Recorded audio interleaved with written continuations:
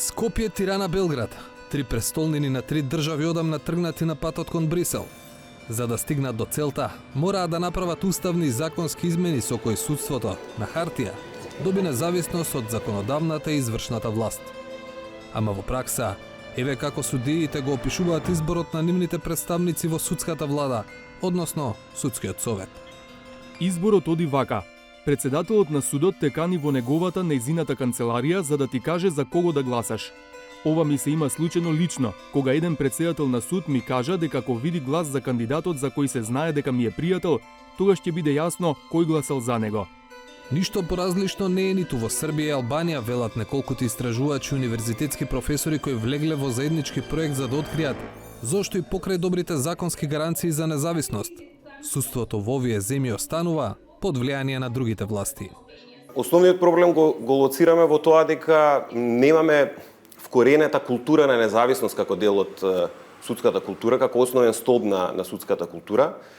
Таа судска култура се карактеризира со еден страв, една недоверба, каде што судскиот совет се перцепира повеќе како заштитник на интересите на одредени други структури, политички, бизнес елити и така натаму, дури на некакви судски елити. Токму на темата судска култура неодамна во Тирана разговара експерти од трите земји и суди од Албанија. Слични дебати имало и Киме и во Скопје и во Белград. Проектот го води Институтот за демократија, think tank организација од Скопје, а поддршката и поттикот за процесот и во овој случај доаѓа од членка на Унијата, Холандија, која придава големо значење на владењето на правото во процесот на интеграција на земјите од Западен Балкан во ЕУ. Главниот истражувач во проектот од Албанија, универзитетската професорка Фјоралба Цака, зад себе има искуство на заменичка министерка за правда, позиција од која била одговорна за борба против корупцијата и реформата во правосудството. Албанија, иако подоцна од Северна Македонија, исто така направи уставни измени, па и длабоко прочистување на судството, така наречен ветинг. Но што покажало низиното истражување? Дали судиите сега се навистина независни? Independence is not only normative independence, the one that the laws give you, but it's also a professional independence and personal and also internal independence. When I talk about the professional independence, I link it with all the legislative changes, budget opportunity to administer courts, working conditions of judges. And in this regards, I again say that there are lots of improvement in the legislative framework, but less attention is given so far to the internal independence of judges or to the individual independence of judges.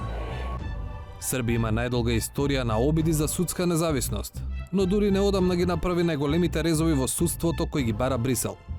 Резултатите сепак не се ништо подобри од тие во Северна Македонија и Албанија, вели универзитетскиот професор од правниот факултет на Универзитетот во Белград, Танасија Маринковиќ.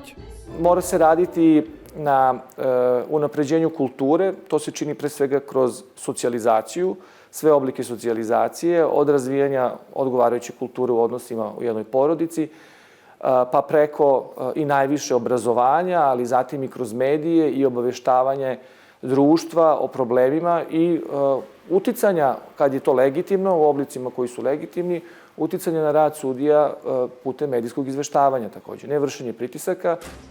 Начин за подобрување на судската култура и Прешова гледа во образованието. Не само на судиите што допрва ќе доаѓаат, туку и на оние што веќе извршуваат функцијата. Заклучоците од истражувањата од трите земји нема да останат само зборови за тесна публика. И тие ќе патуваат во Брисел, Хаг и други ЕУ центри за да ја обрнат внимание на Унијата, дека има суштински проблеми кои не се лесно мерливи и не се решаваат исклучиво со измена на закони.